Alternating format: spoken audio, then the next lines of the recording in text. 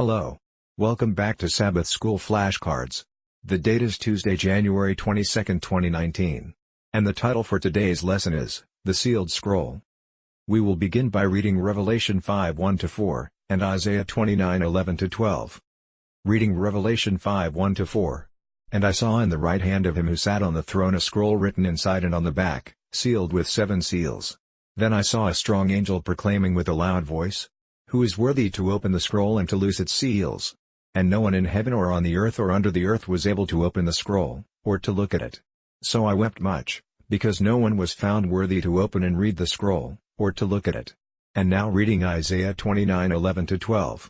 The whole vision has become to you like the words of a book that is sealed, which men deliver to one who is literate, saying, Read this, please. And he says, I cannot, for it is sealed. Then the book is delivered to one who is illiterate, saying, Read this, please. And he says, I am not literate. In light of Isaiah 29:11-12, what is the meaning of the sealed scroll, and why did John weep? The Greek text indicates that the scroll was lying on the throne at the right hand of the Father. It waited for the one who was worthy to take it and to loose its seals. Referencing Revelation 5 verse 2. In the words of Ellen G. White, the sealed scroll contains the history of God's providences, the prophetic history of nations and the Church. Herein was contained the divine utterances, His authority, His commandments, His laws, the whole symbolic counsel of the eternal, and the history of all ruling powers in the nations. In symbolic language was contained in that roll the influence of every nation, tongue, and people from the beginning of Earth's history to its close. Ellen G. White, Manuscript Releases, Volume 9, page 7. In short, the sealed scroll contains the mystery of God regarding His plans to solve the sin problem and save fallen human beings. The full realization of that mystery will occur at the second coming of Christ, quoting Revelation 10:7. But in the days of the sounding of the seventh angel, when he is about to sound, the mystery of God would be finished, as he declared to his servants the prophets. End of quote. Read Revelation 5:5-7.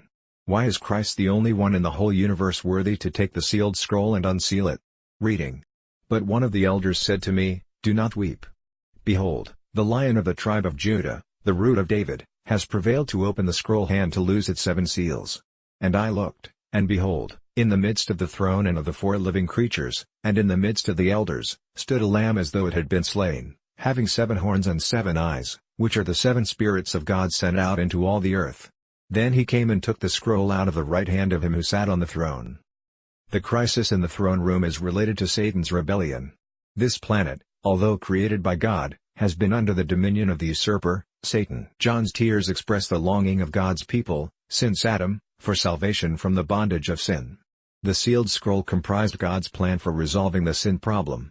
No doubt with His immeasurable power God Himself could realize that plan. However, the redemption of the fallen human race required something special, and that was Jesus, who did overcome and thus was worthy to open the book, to assume the lordship over this earth, and become our mediator in the heavenly sanctuary.